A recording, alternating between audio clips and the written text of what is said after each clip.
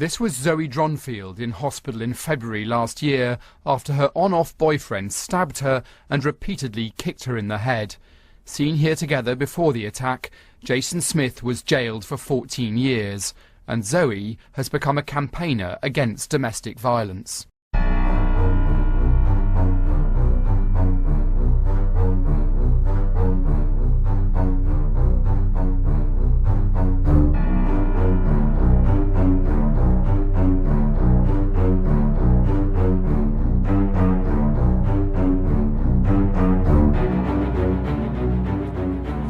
Hello and welcome to Real Crime Profile. This is Jim Clemente.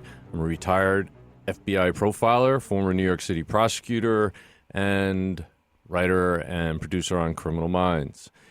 And with me today is... Laura Richards. I'm a founder and director of Paladin National Stalking Advocacy Service, and also author of The Dash, the Domestic Abuse, Stalking and Harassment and Honour-Based Violence Risk Model, and formerly a criminal behavioural analyst at New Scotland Yard. And I'm Lisa Zambetti. I'm the casting director for Criminal Minds, and I have a real interest in real crime and the real minds that solve those crimes and the real survivors of those crimes. Well, today we're joined by a very special guest, and a very special guest from the UK. And before I introduce Zoe Dronfield in a little bit more detail, I just want to say why we're doing a special pod. And I mean, I'm certainly very excited for Zoe to join us. Mm-hmm. And this month in the US is Domestic Violence Awareness Month. And in the UK, a campaign that I spearheaded and worked in partnership with others was a campaign for the new coercive control law, which came in December 2015. And Zoe was part of campaigning for that, but more so she is a true survivor and an inspiration. Context to her case is that her abuser and stalker almost killed her. And those of our loyal listeners will know that our podcast is very much about real crime, real people, real cases, and real profilers working on those cases. And we really do want to raise awareness and educate people, as well as really give a voice to the victim. And so this pod is very much dedicated to that. Just to put a caveat on Zoe's story before I hand over to her, it's one that is very graphic, it's one that is equally terrifying, and it's one that will probably move you. And our hope is that it will help others who may be suffering in silence currently and who feel alone and isolated. But the upside of talking with Zoe today is that people will realise that there is life after abuse, and Zoe's story is incredible and inspiring. And to place it in the context that it deserves, in the US, 1 in 3 women are abused in their lifetime by domestic violence offenders, and 1 in 4 men. And in the UK, it's 1 in 3 women as well, and 1 in 6 men. In the UK, it's 1 call out every 30 seconds to the police service, and therefore it tells us that this is a very prevalent crime. We certainly know that it's underreported, and many do not realise that they're being abused, particularly when there isn't physical abuse, which is why we campaign to change the law. But more seriously, in terms of lethality, on average 2 women a week are killed by a male partner or ex-partner in the UK, and on average 3 women are murdered a week in the United States. And certainly from my analysis, going back 19, 20 years, I know that from reviewing the domestic violence murders, you cannot separate out the abuse that happens prior to it. What that means is that it's a continuum, and it doesn't happen in isolation, and the violence can escalate to serious harm and homicide. So this escalation and fact that many victims do report and disclose to the police and others is one reason I created the DASH, the Domestic Abuse, Stalking and Harassment and Honour-Based Violence Risk Model. These cases are what I call murder in slow motion, and like stalking, we have the opportunity to ask the right questions at the right time and identify the abuse and intervene and really prevent serious harm and homicide from happening.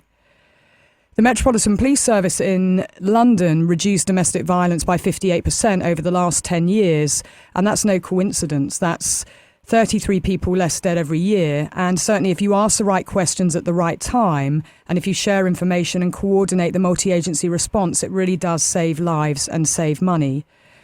So over to Zoe's story. And, I guess, Zoe, it would be great if you could just start with a little introduction and tell us a little bit about your case. So welcome to Real Crime Profile. Thank you for having me. And I think this is why I speak out now, is trying to educate people of those red flags in the early stages of a relationship when, you're kind of in the throes of it all, and you kind of don't take your gut instinct, whereas you should probably be listening to your gut more. I wish I had. Jason we chatted online for a few months, and then he'd offered to go out for a meal or meet up for a drink. So we went out and had a drink, and everything was fine. He was really lovely and, really attentive and everything. And then he dropped me back home, so he knew where I lived. And then the next day I was working from home, and he turned up at the house, which I found that quite alarming. But, at the time, I just started dating. I thought, okay. And at the time, my dad was living with me, and we laughed it off. We said, wow, he's keen, Then continued the relationship, and about 3 months in, and everything was fine. He was lovely. He was great for the kids. I'd met his daughter as well. And my dad got seriously ill, and he ended up in intensive care. So it was quite a difficult time, because I don't have a mother. I lost my mum when I was very young. I was 6 years old to cancer. So I was kind of going up the hospital, seeing my dad, and I was really worried about my work situation, because my dad used to help a lot with the children, taking them to and from school on days I was out of the office. And Jason stepped in. He was like my saviour, and actually lots of my friends called him my saviour. Wow, what would you have done without him? How fantastic is it that he's there to help you the way he is? And he would, and that was kind of his in, really, how he engineered, he moved in inverted commas, because he didn't actually move in, he kind of stayed with me, but very much was involved in my life and the children's lives, and kind of ingrained himself and entwined his life into mine. My dad got ill, and months passed, and he was still in intensive care. He was in intensive care for quite a while, and things started to change, and Jason became more aloof, and then it started to become a problem helping with the children. He wanted to know my every move, and he would know my every move. I wouldn't know where he was. Things like he'd know where I was, and I'd think, well, how does he know that? But at the time didn't think. I just thought, I don't know, maybe I've mentioned it or something. And then his behaviour started to become more erratic, and he lost his job, and he was drinking in the day.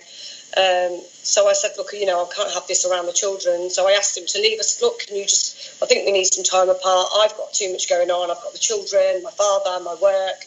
I need some space, really, to kind of deal with what I'm dealing with. I can't be dealing with your issues as well. So he agreed and said, I'm not happy about it, but I'll go and stay with my parents. At this time, his behaviour started to become even more bizarre, because then he would disappear. Then I would get calls, and he'd be calling me, crying. Then he'd be saying, can I come back? And I was like, well, this behaviour is just, it's normal to me. I can't, you clearly haven't sorted yourself out. So not really. So then he started turning up at the house unannounced, and I'd be like, well, you're drunk, Jason. You're not coming into the house. You're drunk. It's middle of the week. It's a school evening. And it got to the point where I said, look, I want no contact at all. You need to just leave me alone. It's absolutely not going to happen. And then I had to call the police a couple of times. And this is one of the things that I need to highlight, really, is that the attitude by the police was more like it was a joke, actually, that I'd called them and I was saying, look, he's ringing me 100 times a day, he's texting me 100 times a day, he's leaving me voicemails, I'm trying to work. At this point, I was leaving my car 2 streets away so that he wouldn't know I was at home when I was trying to work. So I'm having to alter what I'm doing in order to, accommodate his behaviours. And then another time I called the police when he was calling me, and he was leaving me voicemail saying, you know, I'm going. So he was trying to pretend he was killing himself, and I was like, for goodness sake, you know, what on earth is going on? This guy, when I met him, was completely altogether guy, businessman, presented himself to me as a businessman, you know, and now all of a sudden he's this needy. I can't deal with it, you know, I can't deal with everything. So the police came round and they took another statement. And I played them the voicemails of him 1 minute saying, I love you, Zoe, you know, please let me come round. Then the next one saying, Zoe, if you don't answer the door, I'm coming round. If you don't answer the door, I'm going to come through the door. Then another voicemail saying, I'm going. And the police just kind of laughed it off and said, well, you need to find yourself a nice boyfriend. Why are you even bothering with this guy? And I was like, well, you know, I need him to stop. I don't know what they did about that, to be honest with you, actually, to this day. So anyway, that continued, and pretty much a week or so before the actual attack, Jason turned up at the house, as he'd promised, and he'd been sitting in my garden. From what he said to me afterwards, he'd been sitting in my garden waiting for me. My garden's all secured off, it's locked, so he'd broken the gate to get into the garden, and I just walked in with my daughter, and it was a Saturday afternoon, and walked into the kitchen, and all the, you know, the window, I've got kind of open windows at the back of the house, and you know, was carrying on my usual stuff, looked out the window, and then there was a figure in the garden. So of course I was frightened. I screamed out of, you know, I jumped, and he kind of, I could see him run towards the house and ran the side of the house. I thought, oh my God, he's going to kick the door. So I kind of ushered my daughter up the stairs, and all of a sudden there was a hailstorm, thankfully, and there was a lot of noise from the hail. So I was trying to pretend to her that it was you know, that was what the noise was, but I could hear him kicking the door. So of course I was ringing 999, and I was like, look, is he out again? You know, I told you he's keep calling me and contacting me. He's coming through the door this time. Actually, before I rang the police, I actually rang Jason's father, because I had a good relationship with Jason's father, and he told me to call the police. So I did, and the police were like, okay, we're on our way, put the phone down. Anyway, then I could hear footsteps coming up the stairs, so Jason running up the stairs. And at this point, I was kind of sat on the bed in my daughter's bedroom, and he ran in and he fell to his knees, and he was crying, and he was saying, why won't you talk to me? Why won't you talk to me? And I was like, well, I was just so angry. At this point, I wasn't even frightened of him physically. I never thought he would hurt me, ever, because he never, ever showed any violence towards me. You know, he made threats to, you know, he's going to kick the door down or whatever else, but he'd never actually shown any signs of violence to me. And at this point, obviously, I wasn't aware of his past. So I said, look, I've rang the police, they're on their way, you need to run, so you need to go. And he just ran off. So I looked out the window, saw which way he went. When the police arrived, he ran up the road, and they actually apprehended him up the road. So he was arrested, and my door was completely smashed to smithereens. I mean, a UPVC door with like double glazing, which just goes to show he's a 6 foot 15 stone guy, managed to smash his way through the door. So anyway, he was arrested, and the police contacted me and said, look, what do you want to do? Do you want to press charges? And I said, absolutely, you know, he's not getting away with that. I mean, for crying out loud, who goes around behaving this way? And for another thing, I'm absolutely distraught and embarrassed that you know, I had to have my door boarded up. So I was embarrassed about the neighbours seeing that, you know.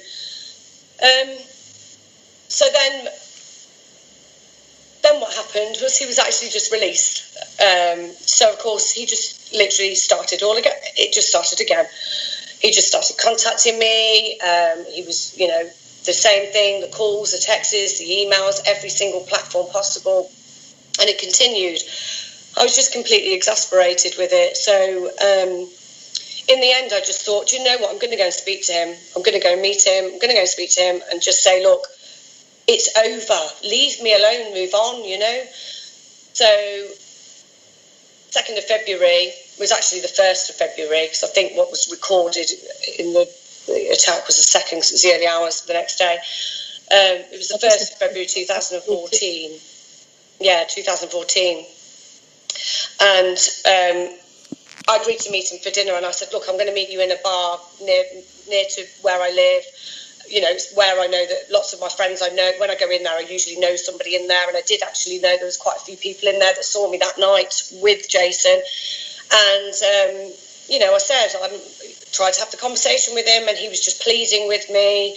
And, you know, we'd had a glass of wine with dinner, and I suppose in a way my guard was down. You know, I just wanted him to be the person that I met.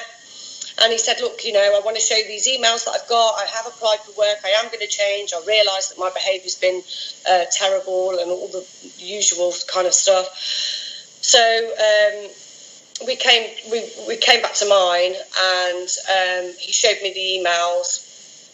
And I was still angry, you know. I was still angry. And in a kind of a way, you know, when you're a victim and you look at the attack after, you think, oh, how could I have prevented it? But actually, could I? You know, if he's hell-bent on doing what he did, then I don't think anything would have stopped him. But so he showed me all the emails, and I just was angry. And I said, you know, it can't just go back to how it was, Jason. You know, we have to still have some time apart. But, you know, happy for us to just continue to have communication as long as it's not this erratic. So anyway, I went to bed, and I left him downstairs on the sofa, and then I was woken to literally thuds to the side of my head. He was kicking me. I was lying on the right side, lying on my right side on the side of the bed, and he'd come in and kicked me full force, actually on the right side. So he'd kicked me from using his foot, and he had his shoes on. He kicked me across the bed. I landed in the other corner of the room on the floor, and he'd ran round and was basically stamping on me. And the strangest thing is that I actually said in the most normal voice, "What are you doing that for?" And I don't know, it just felt like I wasn't even in my body, you know. It was like, wow, what is going on? I was just in a state of shock, and I think adrenaline kicks in. I must have lost consciousness, because then the next thing that I remember was being sitting at the side of the bed, slumped over the bed, and I actually looked down at my hands, and the back of my left hand was literally completely mangled. It was all over the place. There was blood all over the bedroom.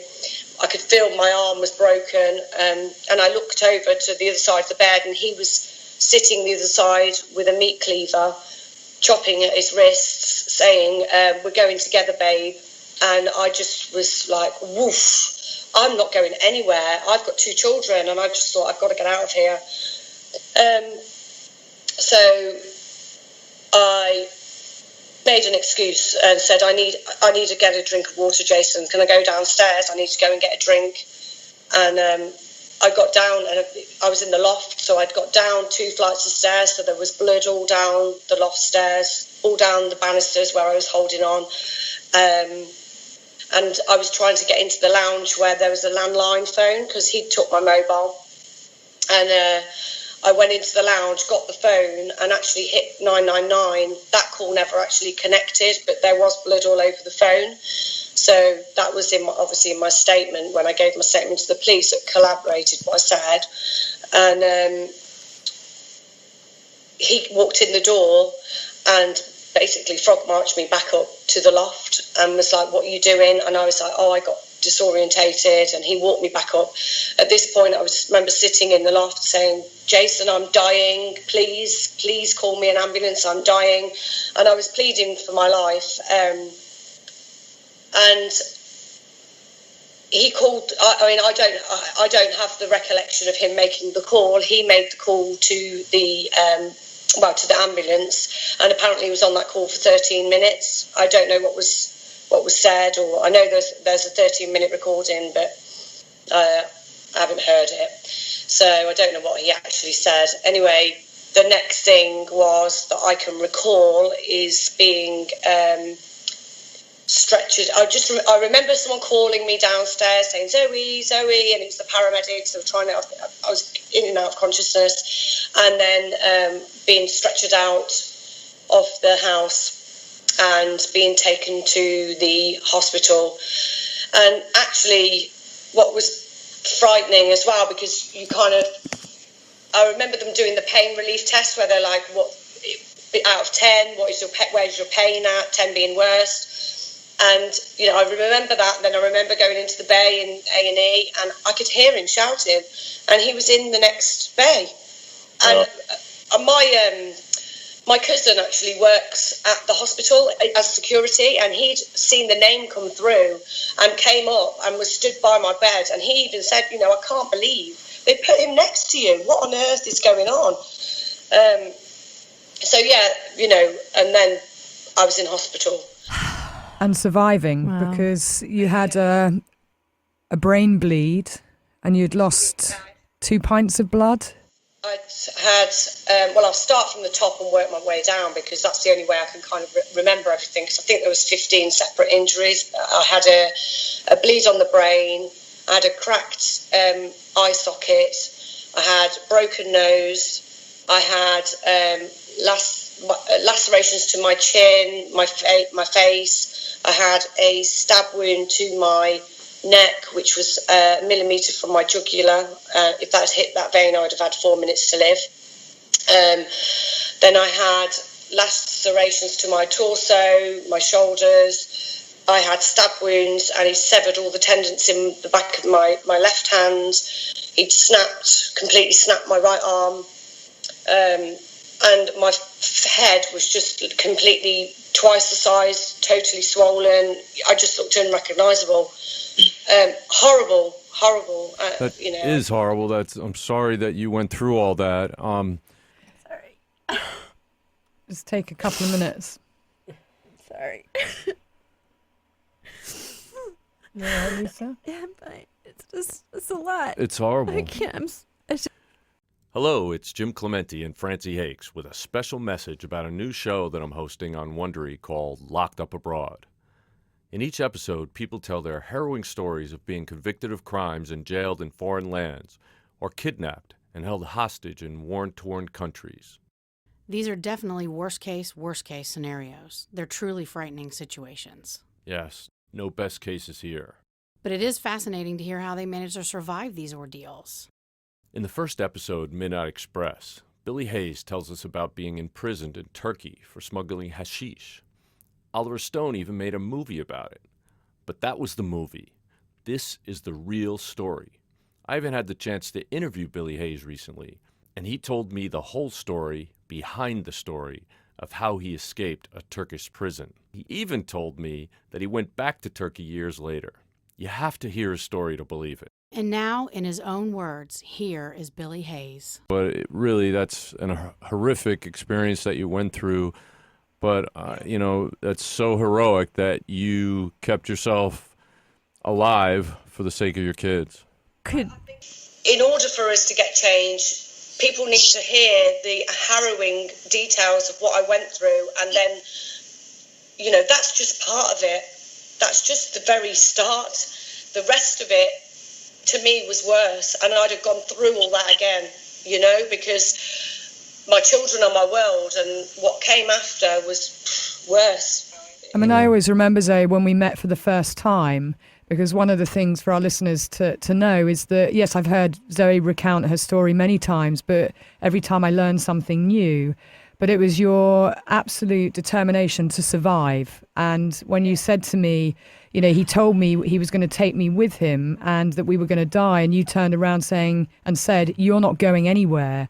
And it was your children, the thought of them, that just kept you going, and you were absolutely determined that you were going to survive this attack, and survive it you did. And, it's an incredible story about that will for survival. Yes. And I think certainly the other thing that stayed with me always when I listened to the story of how you met, you mentioned that you met online. Well, lots of people do. 1 in 4 people meet and find love online. I did. So did I. Exactly. Paul and I met on Facebook. Yeah. And there's no shame or stigma around that. Absolutely not. On Facebook, right? Same with you, Actually, Lisa?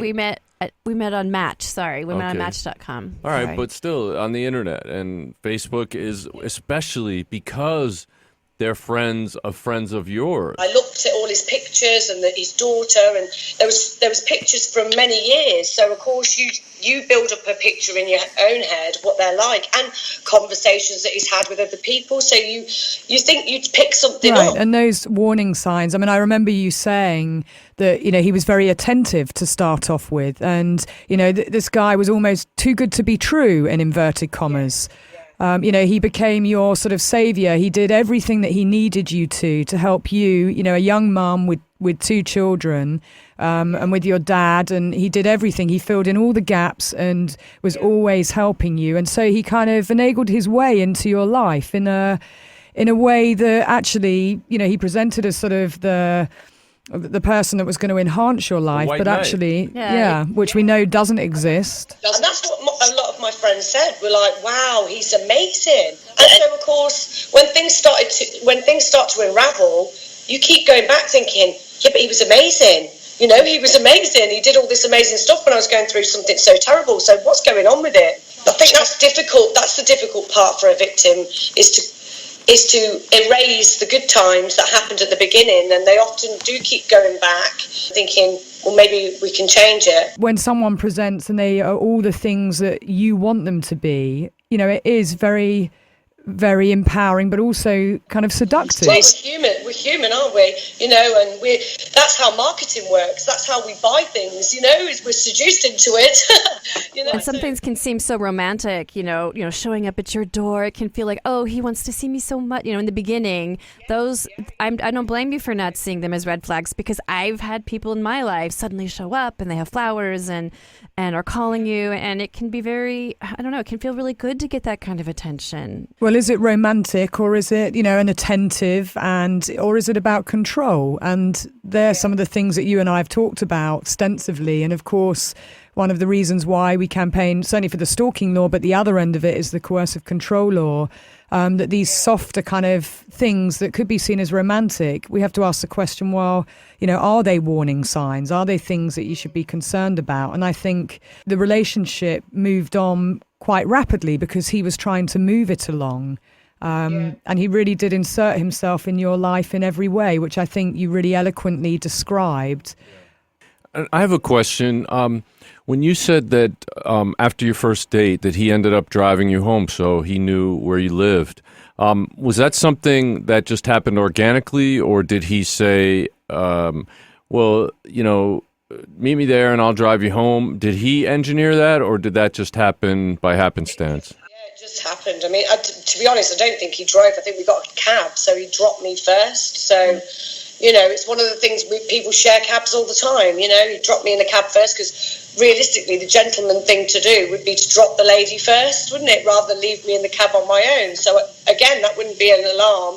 But just to turn up the next day was quite okay. Then I'm working. Why are you just at my house unannounced? But it still didn't stop me seeing him again. You know. So you weren't home when he showed up? Yes, I was, because I was working at home that day. He knew I was working from home. You see, 'cause we'd had conversations that evening. So he knew I was working from home, and he turned up and he actually texted me and said, guess where I am? I'm outside your house, you know. Right. And even that, when I think about it now, I think, good God, you know, that can just be seen now as quite sinister, really. Right. And obviously, given what actually happened, it was quite sinister. And but it would be very difficult for anybody to see that coming from what you knew of him. But it's also one of the things that we could sort of put in a checkbox of how, unfortunately, women have to be careful. You know, maybe it's one of those cautionary tales, that one small part of it just keeping the person at a distance until you know. But even in this case, it was months before you knew. Yeah. At the time, I lived with my father, and you know, I was living with a male. I didn't Alone. think that I'd put myself in danger because, you know, I was living with my dad. My dad would be there. Yeah. You know? You didn't put yourself in danger. Yeah. Danger, unfortunately, exists and came after you. And that's always the challenge. And certainly with Paladin, National Stalking Advocacy Service, who Zoe is also a trustee of and works tirelessly campaigning for the Register for Serial Stalkers, amongst other things. We do have a checklist of 11 questions, and some of those, I agree with Jim, actually it's for women and men to think about how they date.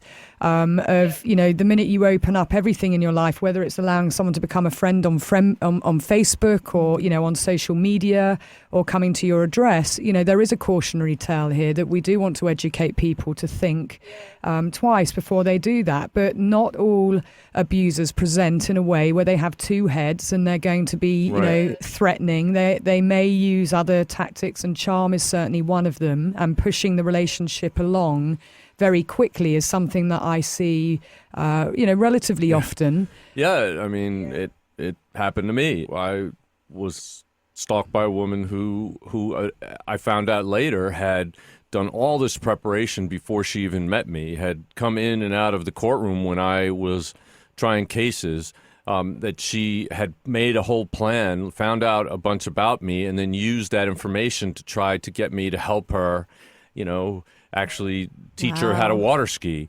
And, it was this whole elaborate thing. Said she had a boat and all this other stuff. And it turns out all of that was a lie. Jason as well, one of the things that I found out afterwards, he was picking me up in brand new cars. They weren't his, they were rentals. Yeah. But who asked to see the logbook? Exactly. You don't check these things, do you? Right. Now, to get a date with me now is like going for a mortgage. Yeah. You have like an application form you need to complete and have to have references and all sorts of stuff now. Yeah. Well, just make them go through Laura. She'll make sure that they... Absolutely. Yeah, Paladin.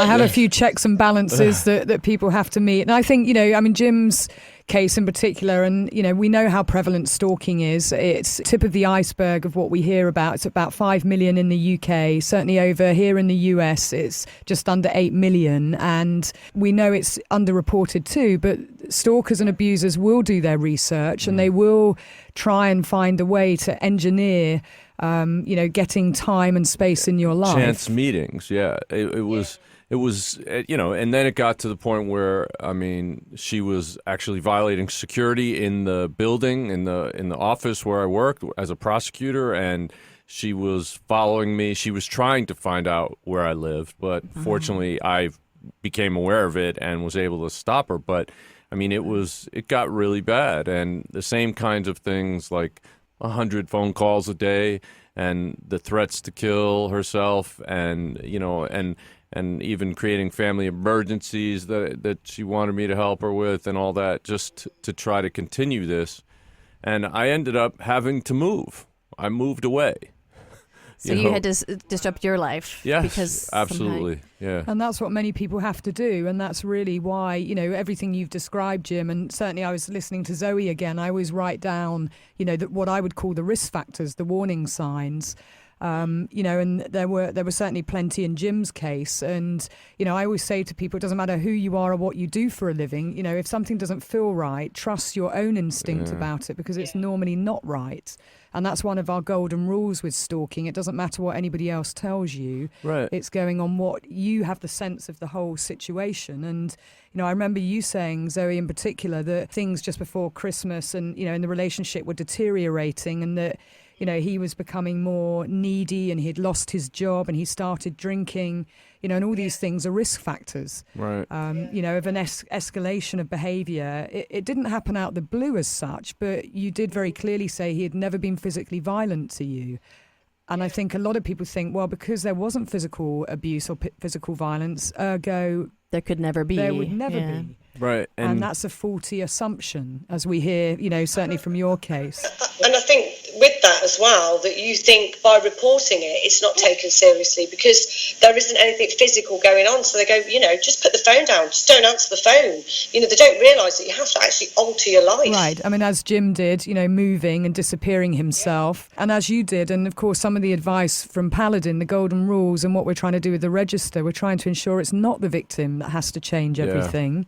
That actually the onus is on asking questions of the, the perpetrator about what they're doing, rather than saying to the victim, well, change your mobile or your cell number or move or change your name. And actually, we know even if you do change your number, well, if they are fixated and obsessed about you, they're just going to find the next number and the next number and the next number. And I was fortunate enough to have a way to move and have a change in my employment and not have to be stuck there. But most people are stuck there. And just going back to what you were saying earlier about, him showing up unannounced, and it's seeming, there's a way to spin that as this is kind of romantic. And it was the same with her. I mean, it was supposed to be a completely platonic meeting, and she, cooked a candlelit dinner, and I was like, wow, I just didn't see this coming at all. This is crazy, but okay, wow, that's amazing, and you can see how things can be. I mean, they deliberately make it look very innocent and very caring and romantic, and yet those are the things you're looking for.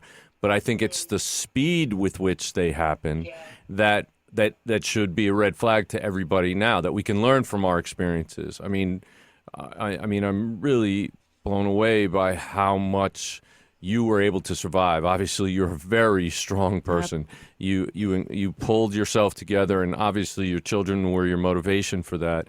I certainly didn't go through anything like that, but it's unbelievable how you were able to focus, all of your energy on staying alive, and you were still cognitively trying to get him to let you call 999, and so you could get them to the location and save yourself. Yeah, you're so reasonable. It sounds like in that situation is unbelievable. Can I ask if your children were home at the time? Your daughter was there? No, they weren't. No, they were at their father's.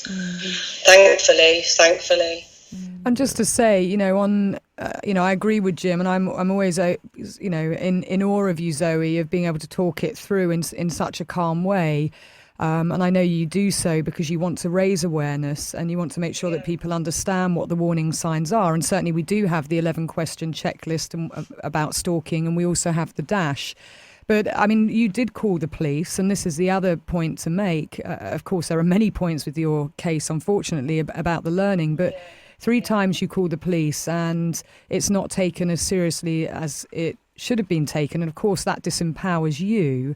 But there was also another point to this, wasn't there, in terms of his history, which is why we're campaigning for the register. Do you want to just explain what you found out after you'd recovered in hospital from your horrific injuries? So if I kind of pick up from the hospital bit and talk about what happened there, because I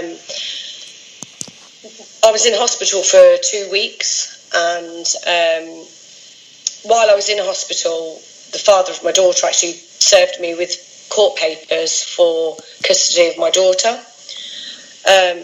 So that in itself was utterly horrific, quite frankly, because this was a time where all my family and friends were rallying around, and he felt that this was the time to attack me. It wasn't a particularly nice relationship.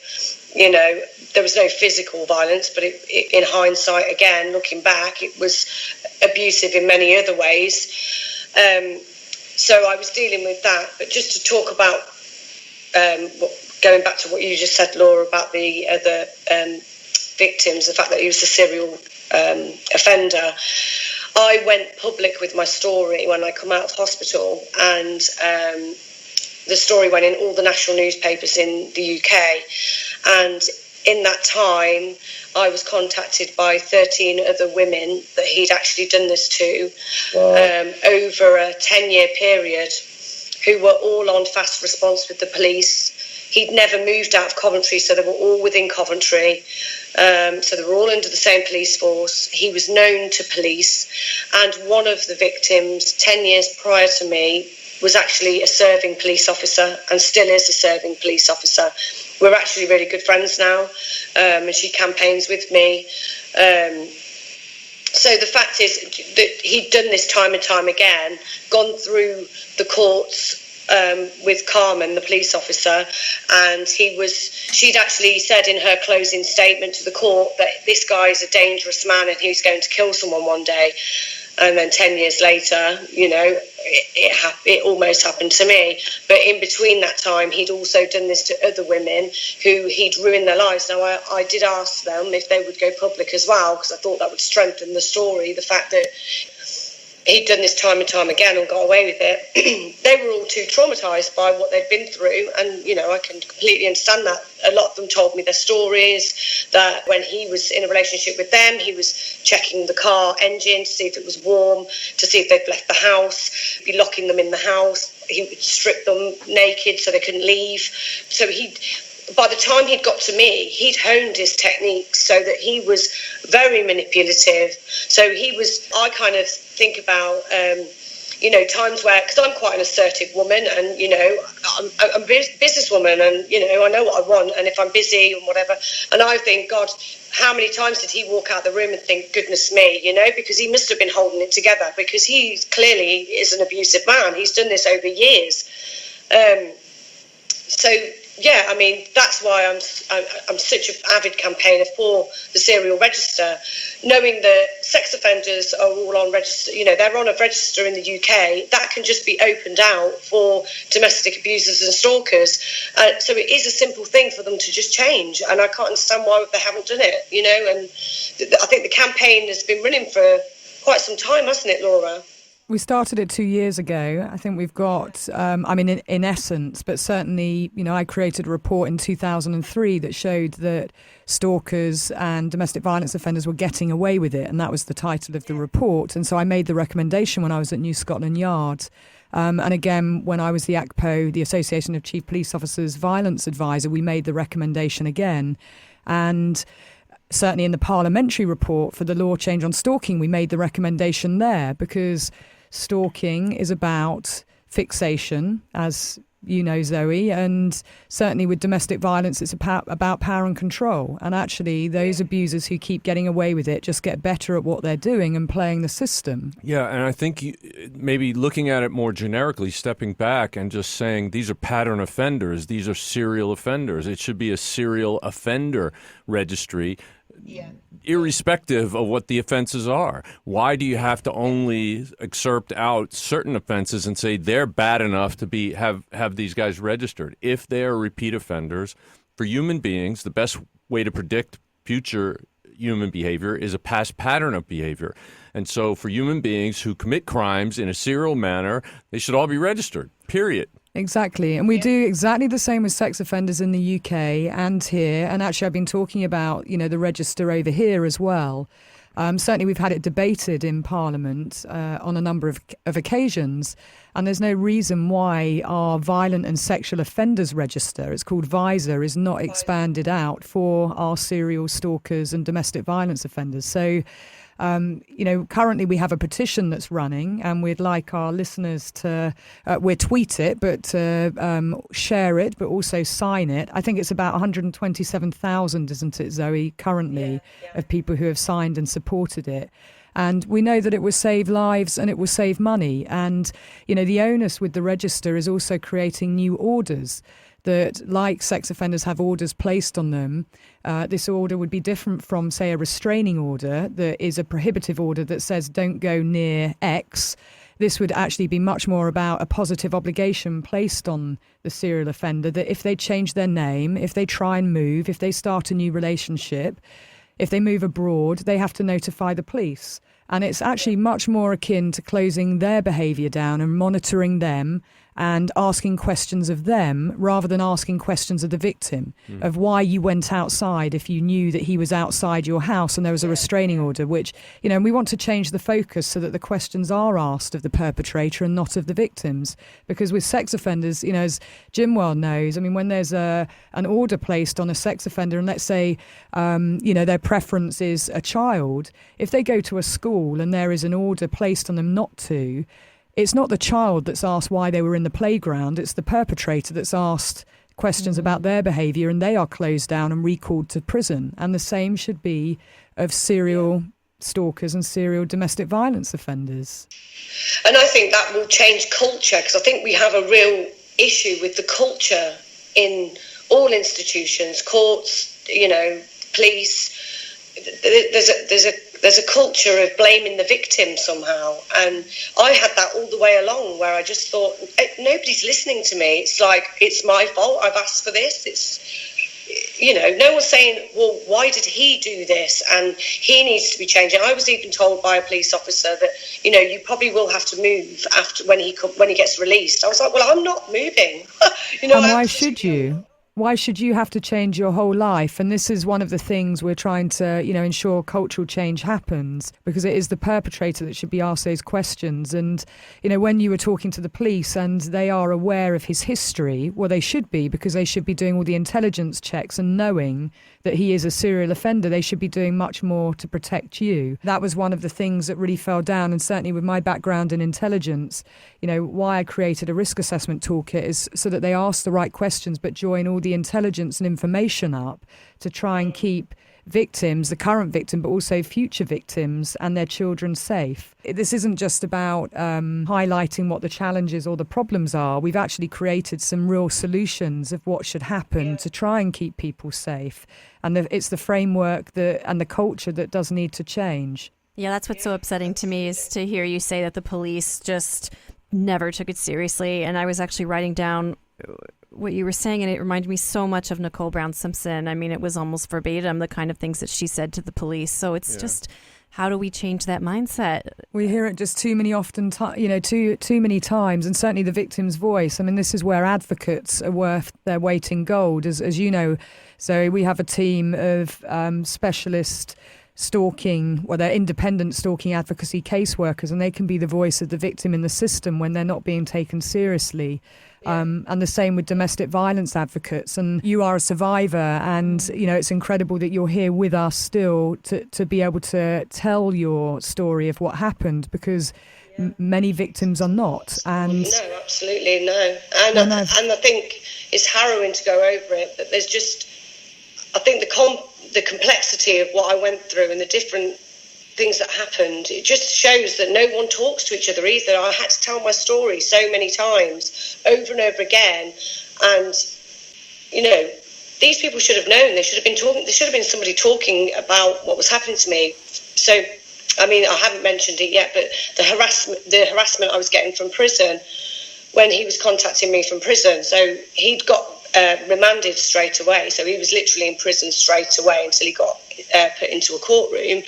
And he was still able to contact me from prison. He'd somehow got a mobile phone into prison and was contacting me from prison. I called the police and said, look, he's calling me from prison saying he's going to have my house burnt down if I go to court. He was also getting other people to call me, and they said, you need to stop answering the phone. I said, but how are you going to catch him if I stop answering the phone? You must be able to, can you not tap my phone? He's going to keep doing it. And so I continued to let him keep calling me. And then one day he rang me from a mobile number. He forgot to withhold the number. And I rang the police straight away and said, he's rang me on this number.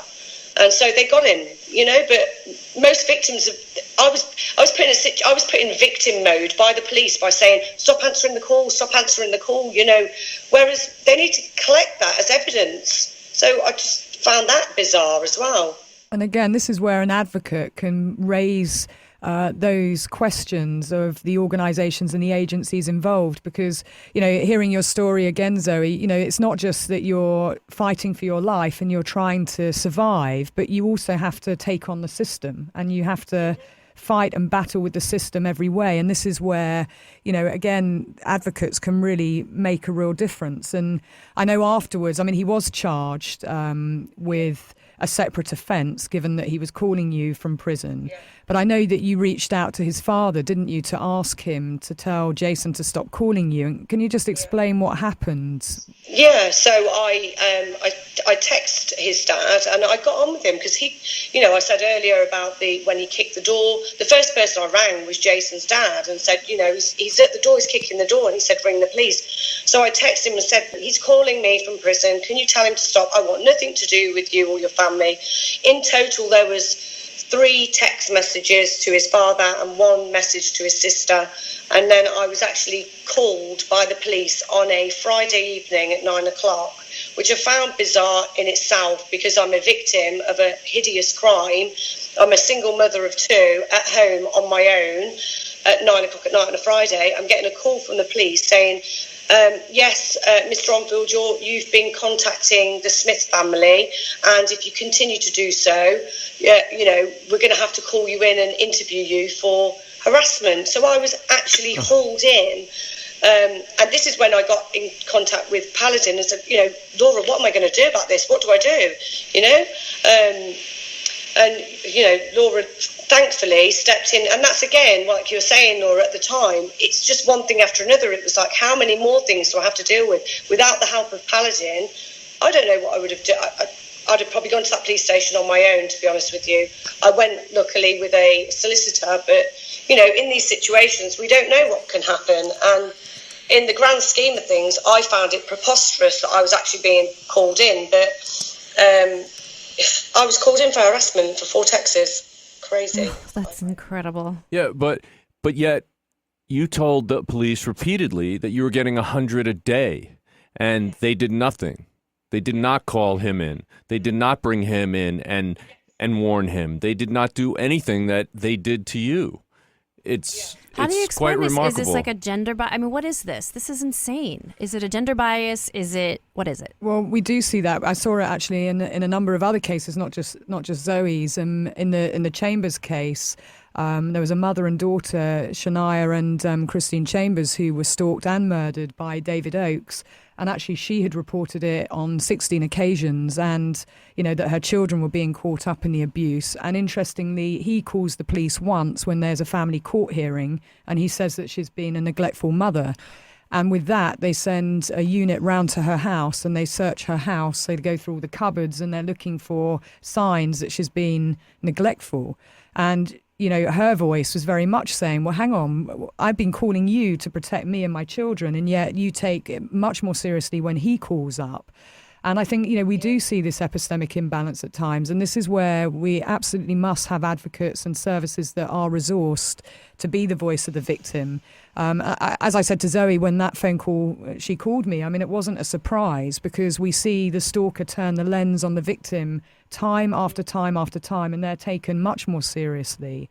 I also see many cases, sadly, certainly domestic homicides and stalking murders that I've reviewed, where the victim has called up the police and they say they are going to be killed, and then they are.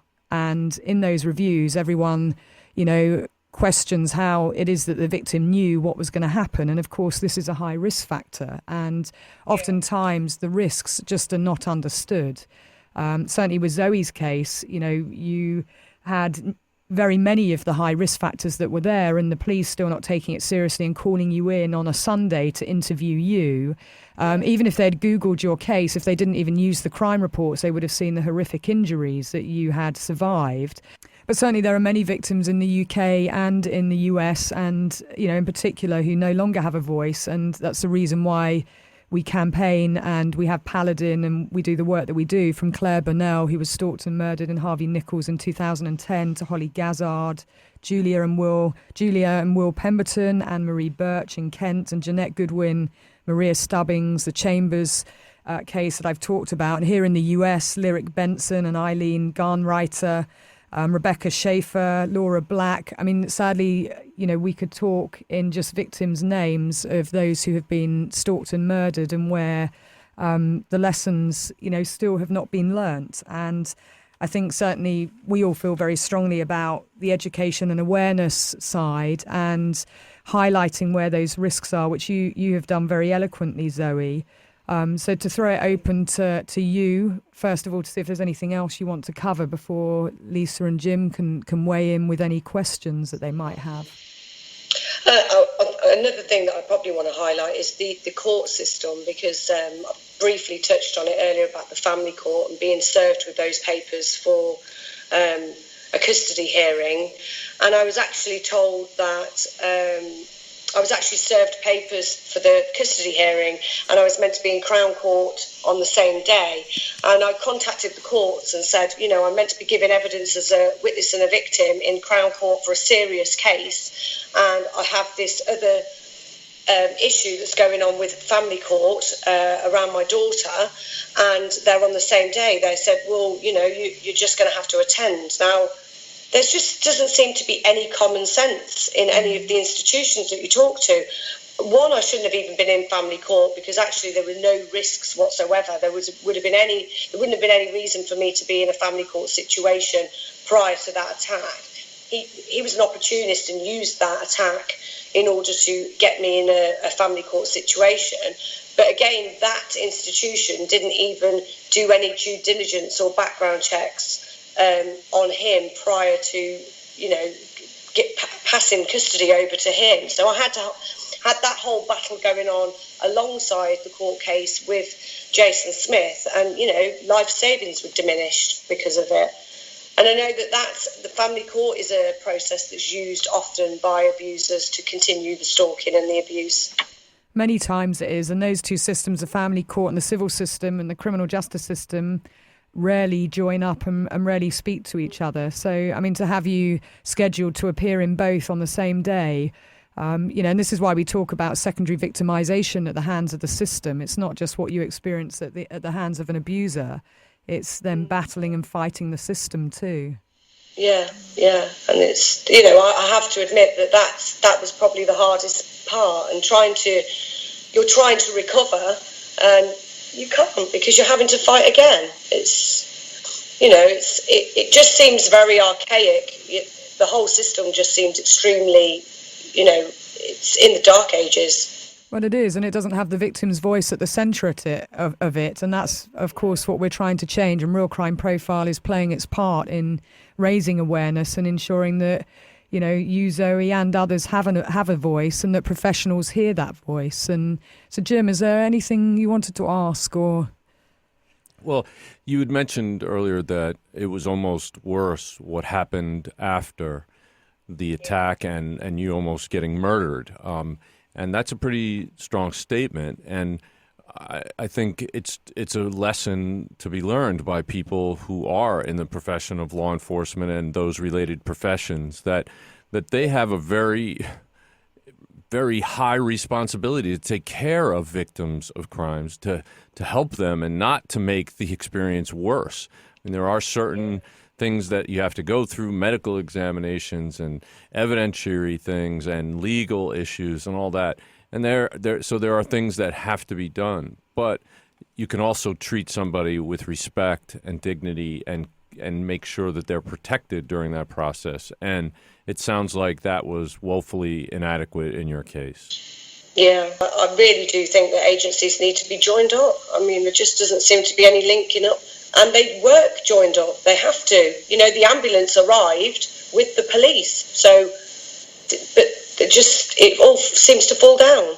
Well, it seems like the protocols that we've now developed for child victims in child advocacy centers, where the child victim is interviewed one time, it's videotaped and audio taped, and all of the other professionals that are related to the case, the district attorneys and the police officers and any other professionals and medical professionals, it's all done one time, and then the victim doesn't have to go through it 8 times.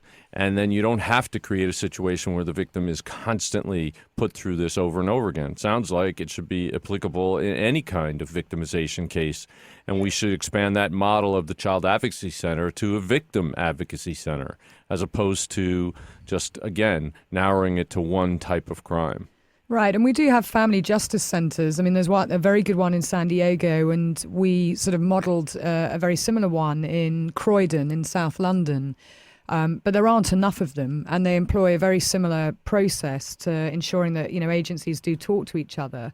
And then we've got multi-agency risk assessment conferences as well, the MARICs and the MASHs as well, which are safeguarding hubs. But it's still not enough, and we still need to be using a joined-up risk assessment process so that we can have the conversation and have those advocates who will be the voice of the victim throughout the whole process, where the victim doesn't need to go to all of those meetings. It's an advocate who can do it on your behalf and know what your needs are, and also, more importantly, know what your risks are. And that's the key point, that victims' voices do get forgotten. And as we discussed, even in their own murders, they become footnotes. So, Lisa, do you have any questions? I just have a question. What kind of sentence did Jason Smith receive for his crimes? He got 14 years. He got one of the new extended license sentences in the UK. So he'll do a minimum of 10 years, and he'll do 4 years on license. He also got 6 months for the criminal damage to the door, and then he got a further 6 months for the witness intimidation from prison. So it will do a minimum of 10 and then 4 years on license. I think the other charges will run concurrently. Right. When you say license, is that on probation or parole? It's like a probation. I think he has to go in front of a parole board. After the 10 years, every year after that, he'll have to go in front of a parole board. And if he's still deemed dangerous, then he will have to remain in prison. And of course, we want him to be on the register, that when he comes out, that there is a register for serial offenders. Because if those, the 13 other women who were abused before Zoe, if there was join up, she wouldn't have been the next victim. You could argue. And if people were joining up that intelligence and information, whether people move or not.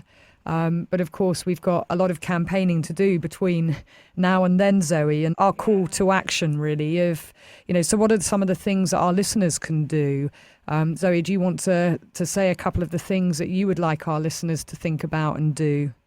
Well, they certainly need to go on the change.org website and put Stalkers Register. They go on the Paladin website, actually, and they can find the Stalkers Register petition there, and also the recommendations that you've written, Laura, which, will make a huge difference to changes within the law. But, I mean, it's about awareness, isn't it? And just sharing everything and just getting behind the campaigns, really, and obviously supporting the work that Paladin does is key. Absolutely. So signing the petition for the register, you can find that online. We're talking about a register over here in the States as well. You can also, if you're in the UK, write to your MP about the register and new orders. That can be done too. You can donate to Paladin National Stalking Advocacy Service. And as Zoe mentioned, keep an eye on the other campaigns that Paladin does create change, and it is a change agent, and it uses overwhelming and compelling evidence really from victims' voices for change. And we have a campaign running in Northern Ireland for a new stalking law and for the coercive control law to be brought in, as well as a debate that will happen again on October the 28th for an increase in the sentences for stalkers, so that they increase from 5 years to 10 years. So you can find more information about that on www.paladinservice.co.uk. Well, it's been an honor to meet you, Zoe, and you're such a beacon of strength and hope to many of our listeners I know will be absolutely riveted by your story and have suffered very similar situations. I'm sorry to say we've had hundreds of emails from people in this situation too, so I know they'll be so glad to hear from you. Every time I speak out, I just hope that if there is somebody listening that's going through it, or maybe has a gut feeling that something isn't right, make the steps to kind of get away, but do it safely. Yeah. Contact people that understand this kind of behaviour. Yeah, that's crucial. Yeah, and I think another thing that would be good is documenting every single thing that the person does, going back once you start realizing the red flags were actually red flags, going back and documenting the red flags that came before, and putting it in writing and putting it in the mail and sending it to the police department, sending it to the district attorney's office, sending it to your representatives, send it to be the noisy person. I'm sorry to have to put burdens on people, but I want to protect potential victims from what you went through. Whenever people contact me directly, they say, I'm going through this, I'm like, document. I know you're saying this is the police job, but become a police officer, because you have to create your own case, because That's why I continued to bang my drum throughout the whole thing. I mean, the officer that called me on that Friday evening, I made a complaint, and the inspector came out, and I said, I don't want anything to happen to him. I don't want him to lose his job. I just want you to give him some education around domestic violence. You know, he should have done his due diligence before calling me. So yeah, absolutely. Right. You know, build a case. And of course, use the Dash, because it's there to help keep a diary and use, victims can use the Dash on their own. They don't need to have a professional complete it for them. And, as Jim said, when documenting all of the evidence and what's happening in your case, you can use the Dash and take that into the police station when you go. The Dash is on the Paladin website and also on the www.dashriskchecklist.co.uk website. And I know a lot of our listeners have looked at it. Many of them have used it as well, because they email us and tell us that when they were listening and feeling like you talked about in the early stages, Zoe, it's actually been a force for good and a force for change, that people have used the Dash and they've managed to leave safely. And so the other thing I wanted to say was that, as you have exemplified so very well, that speaking out is actually a very important aspect to this. And you're not alone. People out there who are going through this, you are not alone. There are millions, literally millions of other people suffering in this way. Most of them are women, some of them are men, but it happens to almost anybody in any situation, any type of social class or race or religion or creed or anything. Anybody could become the victim of this, and it can blindside you. So speaking out, documenting everything, that's really important. And I also want to say, being a survivor myself, how proud I am of you and how you were able to pull together and become an advocate for others, and you're my hero. Absolutely. A real life hero on Real Crime Profile. So thank you, Zoe. We've really enjoyed talking with you, and it comes at a heavy cost when you have to relive and go through that experience, but we really do appreciate you doing that. And I know many of our listeners will salute you and be equally amazed and also horrified just at what happened. And you are a true inspiration and a true survivor. So thank you so much for what you do. Oh, thank you. Thank you. All right. Thank you, everybody, for listening. And we'll be back again next week on Real Crime Profile. So if you enjoy our podcast and would like to support us, there are a couple of important things you can do. First, you can go over to iTunes and give us a positive 5-star review. You can check out our sponsors and take advantage of the special promotions for Real Crime Profile listeners. You can go over and like our Facebook page, and you can follow us on Twitter. But most importantly, you can share our podcast with friends, family, and anyone you know would be interested in real crime and the minds that solve those crimes. So thank you for listening. Real Crime Profile is produced and edited by Paul Francis Sullivan. Sound engineered by Terrell Parham. Music composed by Simba Tsumba. Logo art by Jim Clementi. Real Crime Profile is produced by XG Productions and distributed by Wondery. For advice and support if you're experiencing stalking in the UK, you can contact Paladin National Stalking Advocacy Service on 0203 866 4107, or you can go on the website www.paladinservice.co.uk. If you're experiencing domestic violence, call the National Domestic Violence Helpline, free phone 0800 2000 247. In the US, if you're experiencing domestic abuse and need advice, safety, shelter or counselling, call Genesis, the 24-hour hotline, 214-946-4357, or go on their website, www.genesisshelter.org, or the Domestic Violence Hotline on 800-799-7233. If you're a regular listener to the show, you know we have great brands like Blue Apron, Audible, and Casper advertising with us, and they keep coming back because our listeners really respond to them, which we're really thankful for. Well, if you happen to own a business or manage the advertising buy for one, then you should consider advertising on Real Crime Profile. Podcast advertising is on the rise, and it's one of the most effective ways of reaching consumers on the go today. So please go to Wondery.com/advertisers. Again, it's Wondery.com/advertisers, and get in touch with us. Thanks.